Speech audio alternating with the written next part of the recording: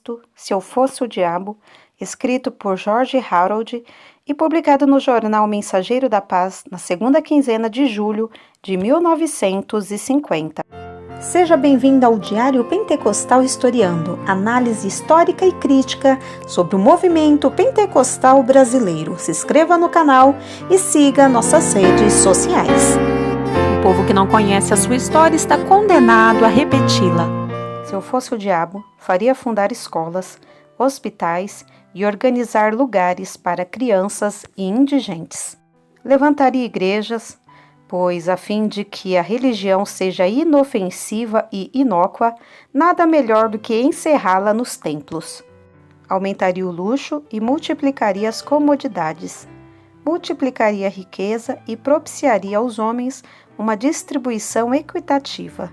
É conveniente que todos possuam abundância de tudo. A alma bem alimentada adormece e não se preocupa com os problemas das relações humanas. Ensinaria os homens a pensar muito no céu, mas só pensar, e a ocupar-se em primeiro lugar com a salvação de suas almas, sem que fizessem qualquer esforço para consegui-la.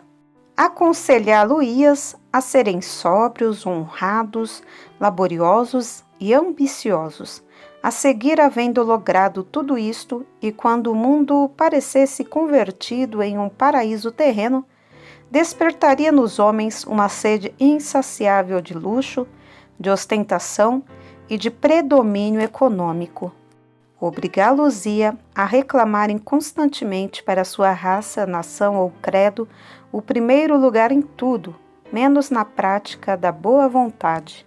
Inculcaria nos homens o ideal da segurança antes de tudo e faria que a buscassem exclusivamente, construindo poderosas armadas e mobilizando formidáveis exércitos. Enganá-los-ia, fazendo-os ver que a melhor garantia contra as guerras são os armamentos e a preparação para a guerra. Criaria assim uma casta militar interessada pecuniariamente em sua perpetuação. A seu lado, sempre pronto para aplaudir tudo o que o grupo militar fizesse, estariam os fabricantes de armamentos, os demais negociantes e os aproveitadores que sempre tiram vantagem de uma guerra e que estão sempre atentos para semear suspeitas, receios e ódios entre os povos e raças. Trataria de apoderar-me da imprensa. É ela uma arma poderosíssima para dominar a opinião. Não haveria meio mais fácil de plasmar os ideais do povo a meu gosto que por meio de uma imprensa cuja falta de caráter moral a haja convertido em órgão da mentira. Nessa imprensa faria publicar notícias tendenciosas e todo o caudal de falsidades que é necessário para fomentar o temor e ódios internacionais. Daria aos leitores somente informações que lhes fossem favoráveis e agradáveis e desfavoráveis, desagradáveis e desprestigiadoras para outros povos.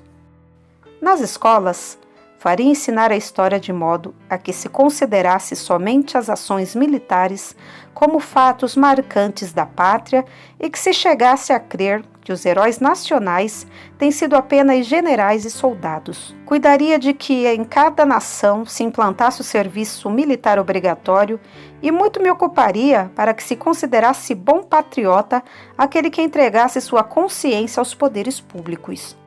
Ensinaria o público a considerar os pacifistas como elementos pusilânimes e covardes, como traidores da pátria, ou melhor, como agentes do comunismo. Seria importante também conseguir que se considerasse a Jesus como um doce visionário sonhador, cujos ideais são impraticáveis em um mundo como o nosso. Do contrário, podiam mudar os tempos e seria de temer que os homens não continuassem a tolice de odiar-se e de matar-se. Não gostaria que chegassem a compreender que há um interesse e uma ganância superiores na paz e na fraternidade, e para matar um nobre ideal, nada melhor que uma avalanche de frases adocicadas e anódimas. No que respeita à fraternidade, trataria que todos dissessem: serei fraterno quando os demais começarem a sê-lo. Sobretudo, me esforçaria em conservar a inteligência da massa do povo em um nível baixo. Este seria então mais dócil, mais manejável e mais propenso a responder a seus impulsos cegos. Para este fim, seria importante cuidar de que as escolas e universidades fossem instituições onde se faria de tudo, menos ensinar a juventude a observar, discorrer e raciocinar, a falar e a pensar. Faria as nações se recordarem constantemente das suas derrotas, dos reveses que haviam sofrido em sua história, por mais remotas que fossem, e fomentaria a ideia da revanche e da vingança. E ao recordar-lhes os seus feitos concernentes ao conceito de honra nacional, lhes faria olvidar toda a agonia e a sangrenta crueldade das guerras passadas. Então, havendo logrado tudo isto, atiraria uma chispa de fogo no pavio internacional e gozaria ao ver estender-se a conflagração. Obrigaria todas as nações a participarem da guerra sob pretexto de segurança nacional e para defender a honra da pátria, matando os outros. Persuadiria as nações a abandonar os caducos e moderados métodos de guerra e recomendaria que atacassem as populações civis indefesas com germes, pestilências e gases tóxicos, a fim de terminar mais rapidamente a luta e ganhar uma vitória mais decisiva. Soltaria logo todas as paixões humanas, tão cedo houvessem sido quebradas todas as leis de Deus e dos homens. Conseguiria que os ministros de todas as religiões dessem a sua bênção aos regimentos e bandeiras e que as igrejas apoiassem entusiasticamente a guerra para acabar com a guerra.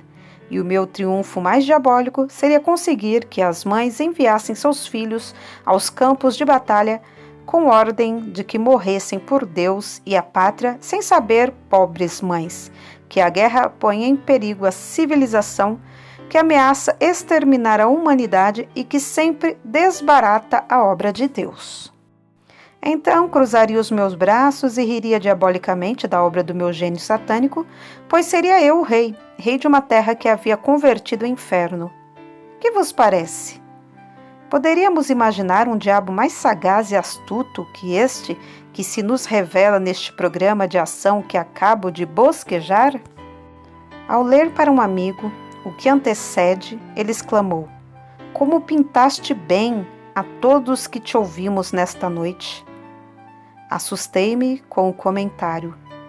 Não me havia ocorrido que alguém poderia pensar que eu tivesse a intenção de apresentar um retrato do homem moderno e da obra que se está consumando.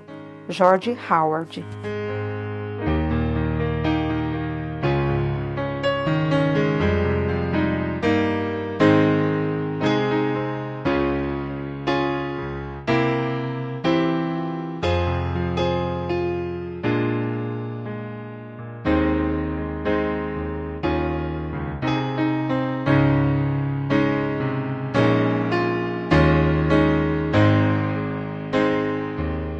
Porque nada podemos contra a verdade, senão pela verdade. Segunda carta aos Coríntios 13:8. Se você gostou do conteúdo deste vídeo, se inscreva no canal, deixe o seu joinha, compartilhe e ative o sininho para receber do YouTube as notificações dos novos vídeos.